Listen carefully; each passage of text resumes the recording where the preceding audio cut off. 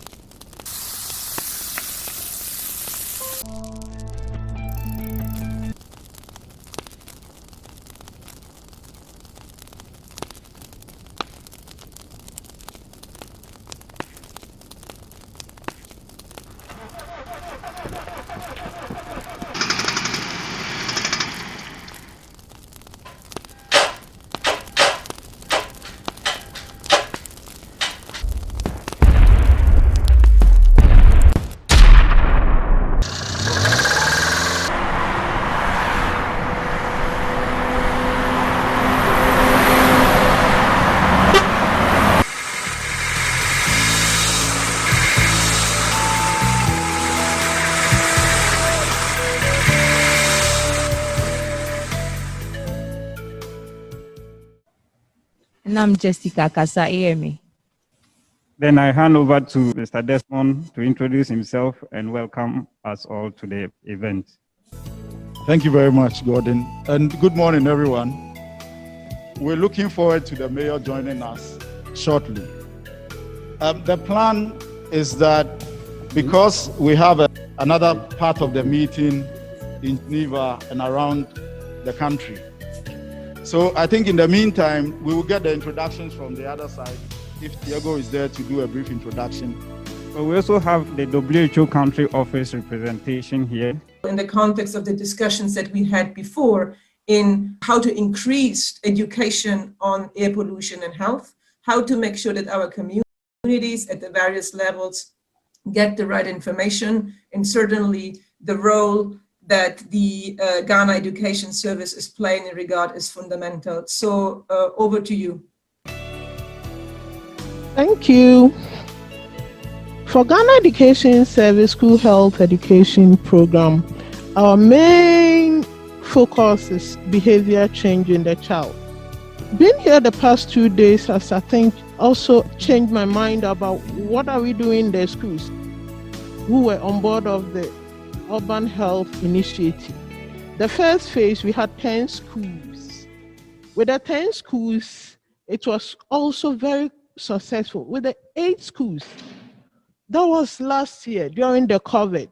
After the inception meeting and the capacity building of the teachers and the head teachers, just after 1 month, we had to lock down schools. And yet still, we saw a lot of, I don't know what to say, the school children or their head teachers or the teachers going back to their school to continue with the green space that we've created in the schools. And I'm happy to share that in their report, because we did most of the work in Victoria, their reports were coming to me virtually. And you could see as of December 10th, school harvesting tomatoes, corn, granules, and their beautification is just so nice. Only 8 schools last year. If you could share my report, you see the pictures. And it was fantastic. What am I asking for? I'm asking that every school in Accra Metro should be part of this project. It shouldn't be just the 18 schools. They were pilots. We've seen results. And so if we've seen results, we've done a lot of education. And if we could encourage every child's behavior towards segregating of waste, planting, recycling, and some of the things that they can use in planting. They were planting in water bottles. They cut the top and they planted something in any. You can plant spring onion in this bottle and you have a fruitful something. We're encouraging the school children to eat a lot of fruits and vegetables. And in the COVID time, that's what we are telling every school child: eat fruits, eat vegetables. Make sure that you're sleeping well, drinking a lot of fluid. Make sure that your compound is neat. Wash your hands as much as you can. With all this education, if we should get every school in Accra on board, I think the behaviors of every child in our city would improve. You know, children can enforce, don't drop this here, don't do this, you can't do this, you can't burn bush, and they'll make sure that their families and their communities comply with. To round up, I'm pleading with WHO to support every school in Accra to be part of this initiative. It shouldn't be just for the 18 school. The pilot has been successful, so I'm sure Gideon is here. AMA is here. I should also commend AMA. They really did well. They supported us with some fruits and flowers. Yes. So I'm so grateful, and I'll be happy. Like he said, Oliver Twist, we want more schools to be part. Thank you.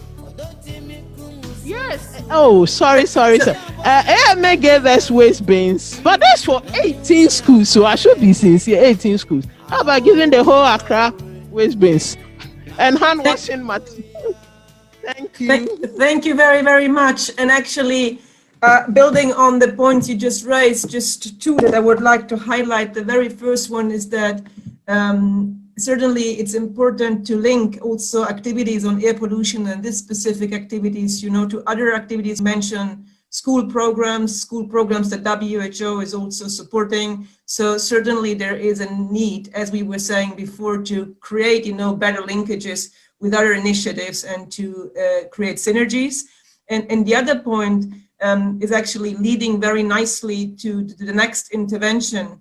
You remember end of last session, we were speaking about green spaces and shared spaces and how to make sure that more is invested in green and shared spaces and public spaces. And I would like to call Professor Samuel Mensah. Professor Mensah, if maybe you could give us, you know, some additional remarks from your end, particularly focusing on land use and planning and some way forwards. Continue with the part that we will also be able to do.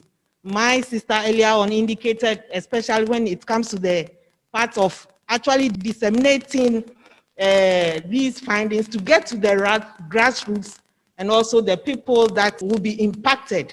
We need to actually let them get the information and see how best there could be behavior change when it comes to a part of the populace and what they can also do. So we wish to continue to see your support, and together I hope we'll have a success story at the end of the day where we have a healthy city with a healthy populace, and that could also lead to production. It could lead to, you know, having peaceful families, and then we will all be happy within the society. So thank you very much, and then let's continue the good work. The key message is that this should not end up as papers and things that are just put on shelves, but that we put it into action and incorporate it into our routine work. Thank you.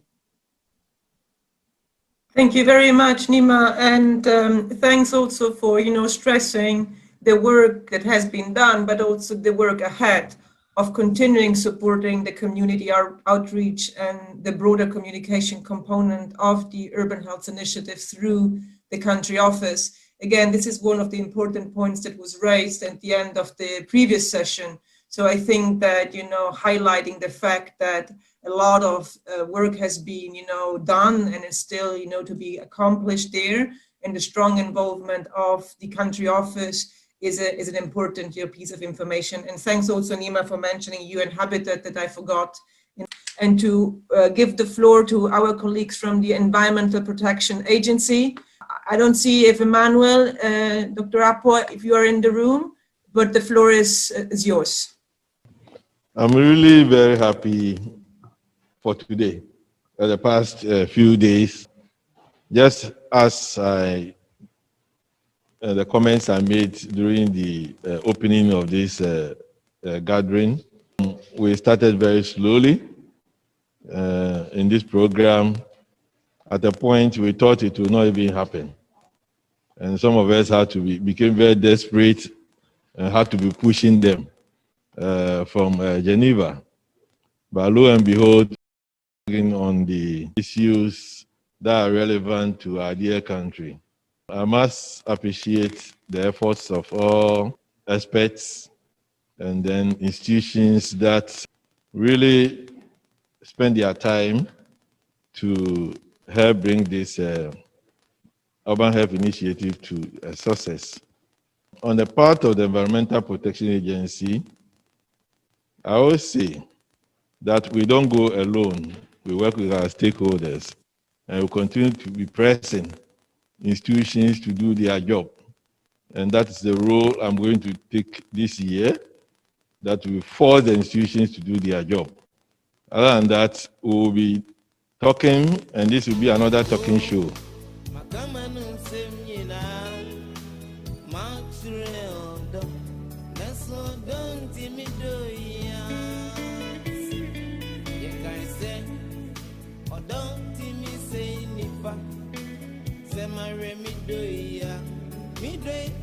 Mama